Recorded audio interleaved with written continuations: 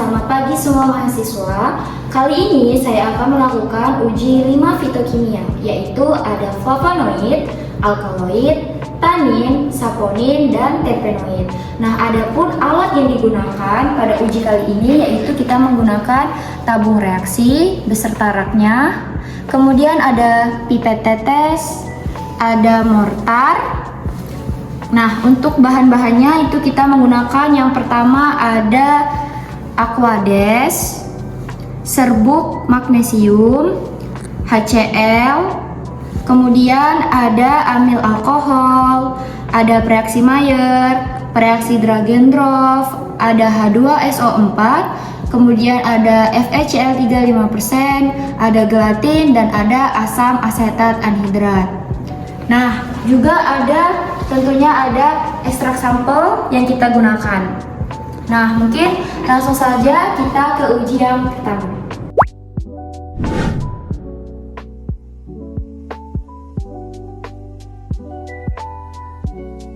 Nah, yang pertama kita akan melakukan identifikasi flavonoid. Nah, pertama kita ambil tabung reaksi dan pipet tetes. Kita ambil sebanyak 1 ml ekstrak sampel, kemudian kita tambahkan ke tabung reaksi, kemudian kita tambahkan sedikit serbuk magnesium,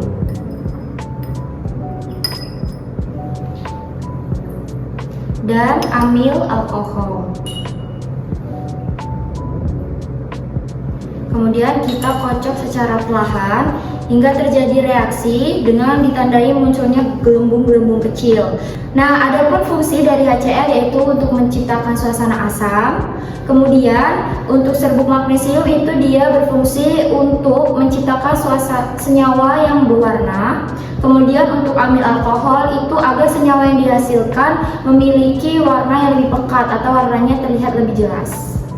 Hasil positif ditunjukkan oleh lapisan amil alkohol yang berubah menjadi warna merah, merah muda, merah jingga, atau merah keunguan. Sebaliknya, apabila tidak ada perubahan warna atau larutan tetap berwarna kuning atau coklat, maka senyawa dinyatakan negatif mengandung flavonoid.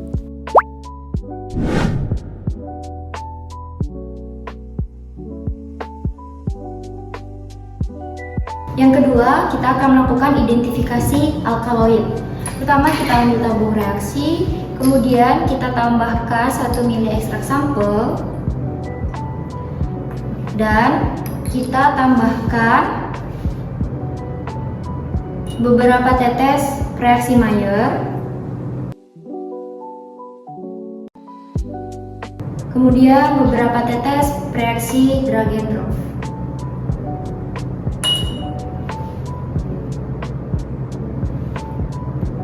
Nah, di sini reaksi Mayer berfungsi untuk membentuk kompleks tidak larut pada alkaloid sehingga membentuk endapan berwarna putih atau putih krim jika hasilnya positif.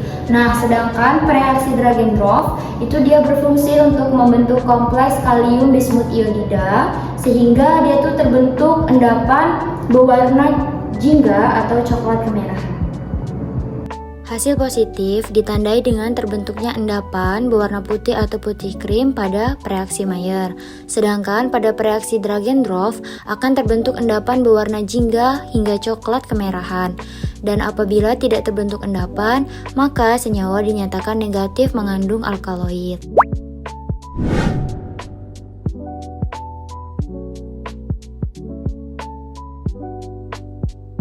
Yang ketiga, kita akan melakukan identifikasi saponin. Pertama, kita ambil tabung reaksi, kemudian kita tambahkan 1 ml ekstrak sampel, kemudian kita tambahkan 5 ml Aquades,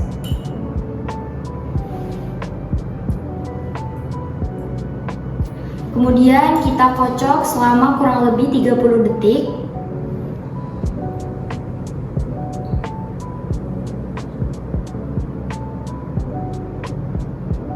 Nah, setelah dikocok, kita tambahkan beberapa tetes HCl untuk menguji kestabilan pada busa. Nah, di sini Aquades berfungsi untuk membantu proses pembentukan busa, sedangkan HCl berfungsi untuk memastikan bahwa busa yang terbentuk itu memang berasal dari senyawa saponin, bukan dari senyawa lain. Apabila hasilnya positif, maka akan terbentuk busa stabil dengan tinggi kurang lebih 1-2 cm yang tetap bertahan setelah penambahan HCl. Jika tidak terbentuk busa atau busa cepat menghilang setelah penambahan HCl, maka senyawa dinyatakan negatif mengandung saponin.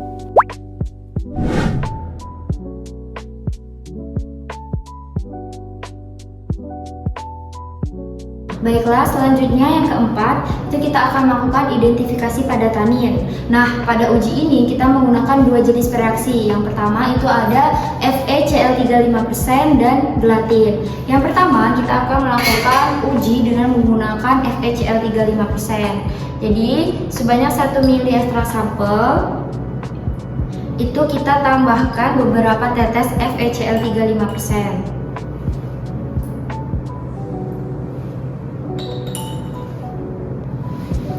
Nah, selanjutnya kita juga akan melakukan uji pada menggunakan gelatin. Jadi sebanyak 1 ml ekstrak sampel itu kita tambahkan juga ke tabung reaksi. Kemudian kita tambahkan beberapa tetes gelatin. Nah, di sini tanin memiliki kemampuan mengendapkan protein sehingga terbentuknya endapan yang akan kita amati. Pada uji FeCl35%, larutan akan berubah warna menjadi biru kehitaman, hijau tua, atau hijau kehitaman jika hasilnya positif. Sementara itu, pada uji gelatin akan terbentuk endapan putih, yaitu tanin mengendapkan protein jika hasilnya positif. Dan jika tidak ada perubahan warna setelah uji FeCl35% dan tidak terbentuk endapan setelah uji gelatin, maka senyawa ekstrak dinyatakan negatif mengandung tanin.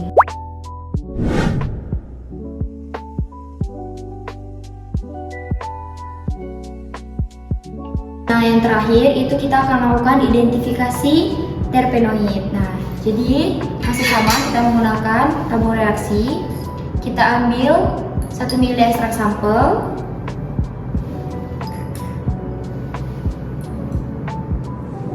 Kemudian kita tambahkan reaksi asam asetat anhidrat. Beberapa tetes saja. Kemudian kita tambahkan juga reaksi H2SO4.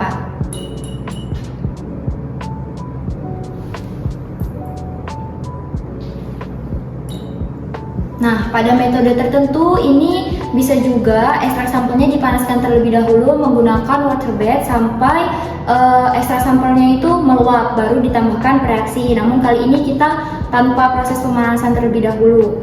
Nah, di sini asam asetat anhidrat dan H2SO4 itu berfungsi untuk membentuk reaksi kondensasi yang membentuk senyawa terkonjugasi sehingga menghasilkan perubahan warna yang khas. Hasil positif ditandai dengan terbentuknya cincin atau perubahan warna menjadi merah kecoklatan, merah ungu, hijau kebiruan, atau hijau zamrud. Sedangkan apabila tidak terbentuk cincin dan tidak ada perubahan warna dan larutan tetap berwarna kuning atau kecoklatan, maka senyawa dinyatakan negatif mengandung terpenoid.